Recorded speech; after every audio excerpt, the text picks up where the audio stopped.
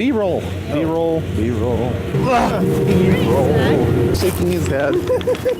It's a very weird experience here at Sundance. We're having a good time today. Out here, we're getting to ski free today, which is a bit unusual. It feels a bit wasteful, but it's really pleasant. It's okay though. It's responsible development. I'm just gonna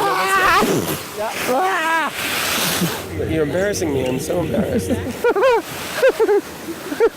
Right? Yeah. Okay.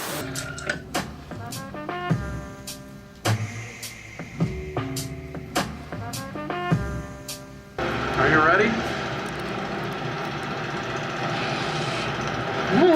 I'm extremely happy to be here because today is a very historic occasion. It's a screwball comedy for the apocalypse, about apocalypse. This is my friend Andy. And It's a really fun film. You definitely got to see it to believe it, because there's some really outrageous shit that happens. Andy is about to go on live television in front of 300 million people. They're going to think that he represents one of the largest companies in the world, which he doesn't. And that's why he looks so nervous. Should I typically just look right into the camera? Okay. I see. Andy's about to tell a really big lie, which unfortunately is going to wipe $2 billion off one company's stock price.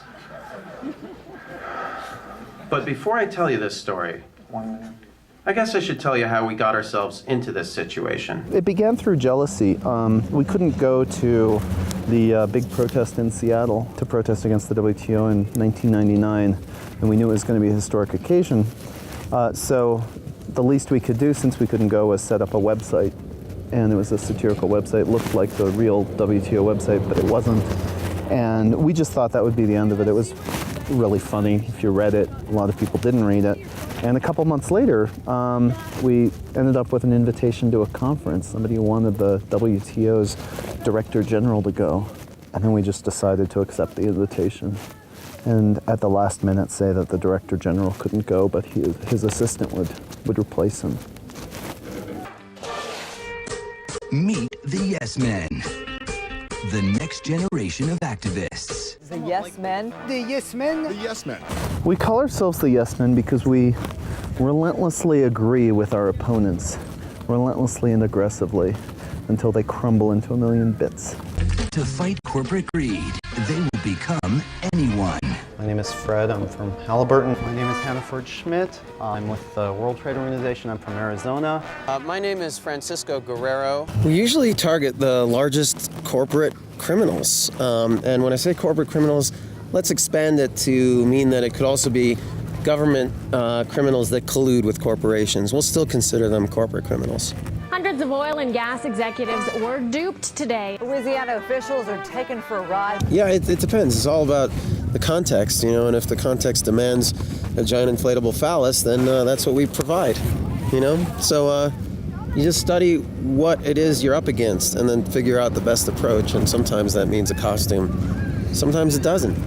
Well, joining us live from Paris now is Jude Finisterra. He's a spokesman for Dow Chemicals, which took over Union Carbide. Good morning to you. A day of commemoration in Bhopal. Do you now accept responsibility for what happened? Steve, yes. Today is a great day for all of us at Dow, and I think for millions of people around the world as well. It's 20 years since the disaster, and today I'm very happy to announce that for the first time Dow is accepting full responsibility for the Bhopal catastrophe. We have a $12 billion plan to finally, at long last, fully compensate the victims, including the 120,000 who may need medical care for their entire lives. I thought it was great. I was amazed what they could do, and I'm just pleased that people are taking on those issues. These guys should get the Golden Cojones Award if it was given out here. I think the most surprising thing was that after the movie came out, and after the Dow, the chemical company, found out about this big hoax that these guys pulled, they still denied the allegations that they had any influence on the Bhopal tragedy. It really drives home the point that money comes first for a lot of people and that they're not as cared about the issues behind it. You know, we all have to think about corporate accountability and what's happening in the world, not only, you know, just about where they invest their money, but also what happens to people who are affected by them. And that's one of the great things that the Yes Men do.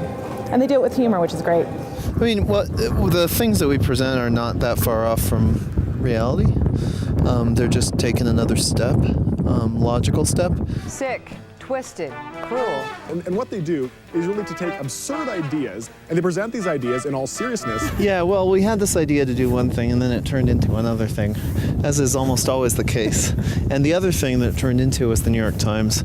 And we decided to print a bunch of copies, 100,000 actually, and it would announce all the great things that could happen quite easily if we all struggle to make them happen.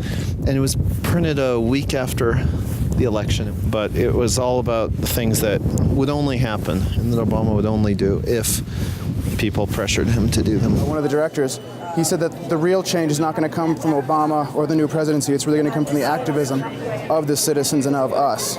Oh, I'm so happy to be a part of it. It's really inspiring what they do.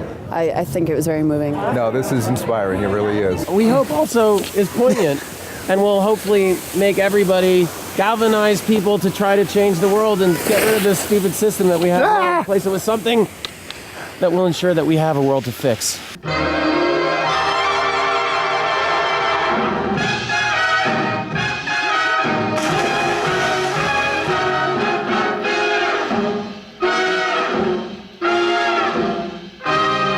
We attack, let's see, in order we attack Dow Chemical, then we attack Exxon, then we attack Halliburton, then we attack the US federal government, then we attack everybody. Get ready for the judgment day.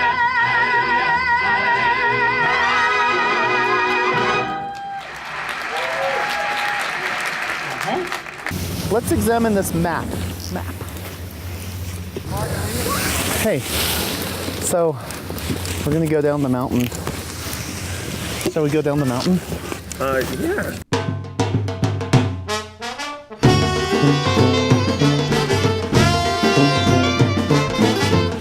It's what we know how to do, for better or worse, and we love lying, we love playing tricks on people, and so we found a way to make it useful.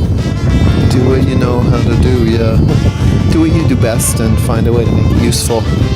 Even if it's skiing, you never know. There might be a way to make skiing useful, although it's kind of not the healthiest sport, really, for the planet.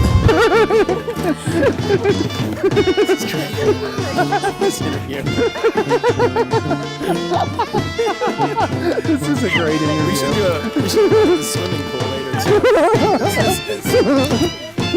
too.